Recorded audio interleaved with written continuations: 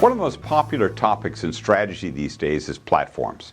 Many of the companies we're working with are developing platform strategies of their own or trying to figure out if a platform business may disrupt their company or their industry. One of the things to talk about early in that platform conversation is the notion of control and risk. Let me give you an example. Here's a platform definition from early on in our work with one of our clients. What they said is their platform would be a company-branded and managed global marketplace that leverages proprietary and non-proprietary information to drive value for customers, providers, partners, and developers. Very straightforward. But it feels like a closed garden. Managed, branded, proprietary and non-proprietary information, clearly something that they're allowing and not allowing for their customers, providers, and partners. The same company's definition 3 months later was quite different. Now, we can't show you the exact definition for proprietary reasons, but we can show you some of the language that was in it.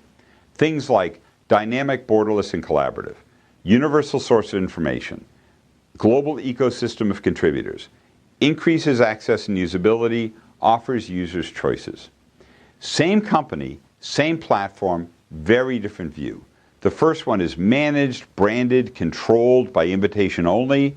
The latter one is unmanaged, unbranded, much less controlled, lots of people coming on and off, interacting with each other, very different feel.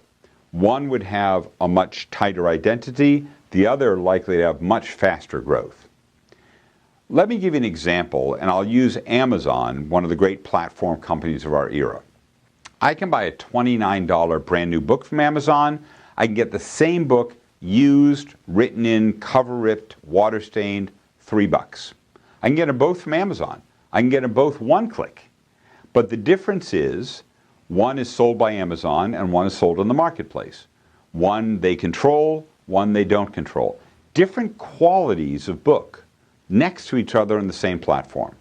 Can you conceive of your company offering different quality of product on the same platform at the same time?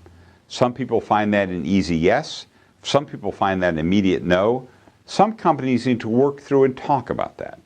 Another example is there's lots of vendors on the Amazon marketplace. Now, they do credit checks with Dun & Bradstreet or whomever. They make sure that they're legit companies, but they don't necessarily know that they're going to give good or bad customer service till they start getting feedback from the first few customers. If the company gives lousy service and gets lousy feedback, the odds are Amazon's going to throw them off, but not till a few people have had a bad customer experience.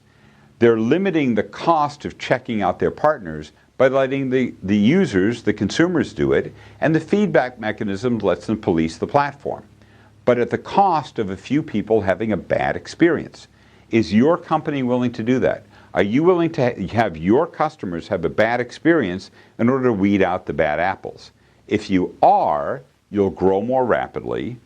If you aren't, you'll grow more slowly, have better quality control, better customer experience overall, at least for those few folks.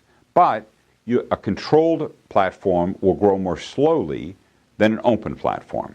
As you think about open versus closed, think about control, think about risk, think about the experience that users are going to have. And again, these trade-offs are often discussed in platform strategy discussions, but usually late in the game. We think the discussions that should happen very early in the game.